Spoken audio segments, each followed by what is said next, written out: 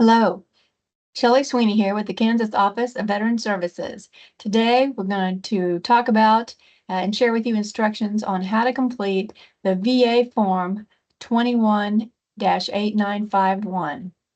It's also known as the Notice of Waiver of VA Compensation or Pension to receive military pay and allowances. So this form is used by reserve component service members to report their drill pay and make necessary adjustments to their VA benefits. So if you're a guardsman who is drilling and also receives VA benefits, this is a form you'll need to fill out each year. So first, make sure you have the following items: your VA Form 218951, your most recent drill pay reports, and your VA compensation or pension award letter. So let's begin with the basics. To obtain the form online and get instructions to complete, there's going to be a link at the end of this video. You can download the form. You can also get it from your Human Resources or Commander's office. So the link is listed in the attached form documents at the end. Remember that. The top section of the form itself, it says to. The box that says to, you fill out your name and address. It's very basic, but it's essential to ensure that this information is accurate to avoid delays in processing. The VA will use that information to contact you. So the second section is called Veterans Identification Information. This is where you need to put your full name, your Social Security number, which is also your service number if the form says service number, and your VA file number. That's on that letter, your VA benefits letter, your phone number, and your email address. And keep in mind, these must all be accurate and legible when you put those in there. So fill that part out, and you're off to a good start. The second section, we're going to have someone else cover. Tim? Okay, well, welcome everyone. And I would say the second section is a training pay information, and you will get that by default if you do not turn one in. At the end of the year, the VA will mail one of those out to you, and it will be filled out for the fiscal year with the number of training days that they have determined based on their bouncing their information with DFAS. That's very important and a critical part that you check those numbers because you don't want them to take out too much pay or you don't want to leave some on. Again, you get that, as Shelley said, from your drill pay reports. Also, many of you would be familiar with the NGB Form 23A, the Retirement Accounting Point System. You would be able to see that on that one.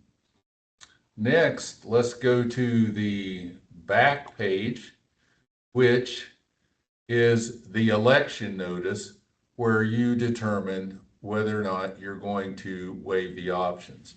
This session will ask you to choose one of two options regarding. So let's go step by step. Option A, you can waive your VA compensation or pension for the same number of days that you receive pay and allowances. One of the things that I want to call to your attention is it's not a drill day, it's a drill period. So every 4 hours that you drill, that is what they will be counting, except for when you're on annual training or regular orders. Or option B will allow you to waive your military pay and allowances for the same number of days that you receive. Most individuals are going to want to select option A, and that is waiving the VA benefits. And this is just my Tim Marler's opinion and experience. You don't want to drill for no pay because that may have a problem with your retirement. And unless you are a general officer or an E9, more likely than not, it's going to be more financially beneficial to you to take your VA benefits and then pay them back at the end of the year. And if you would happen to be on a deployment or go AGR, they're going to stop that automatically. So you really don't need to worry about that. So option A is a standard selection. This allows the VA to withhold your compensation or pension only from the number of days and drill periods that you receive pay. Option B, as I said, the less common is if you choose to waive your drill pay instead. And that would, if you check that and they don't, that may require you to repay the Department of Defense. And I don't think you want to do that. Just my personal opinion.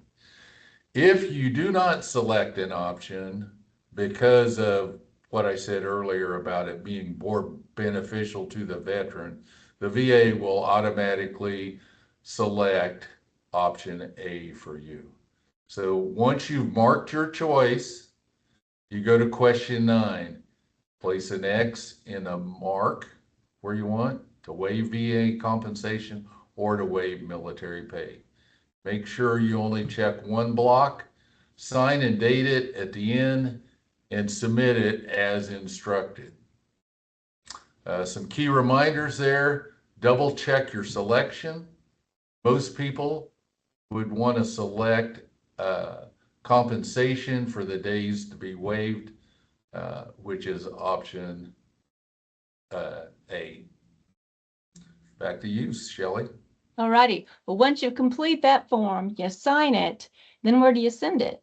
Well, if you look at the form itself, there is a place where you can mail it to. However, you might want to check with your local commanding group, the group that you belong to, their HR person or otherwise.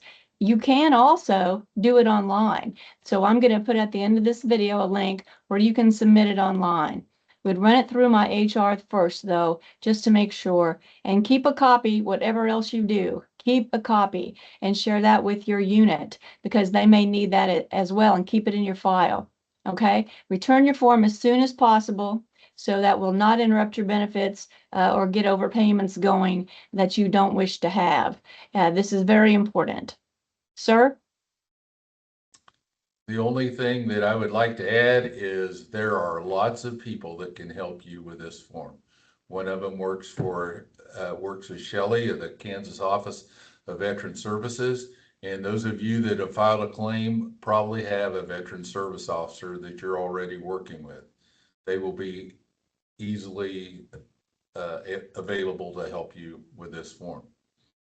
Thanks for your service, and back to you, Shelley. Thank you both, or thank you, sir, and thank you for joining us today. Please don't hesitate to reach out. We're going to put contact information at the end of the video so that you can actually talk to a person if you need some help. Thank you for serving. Go Guard and Reserve.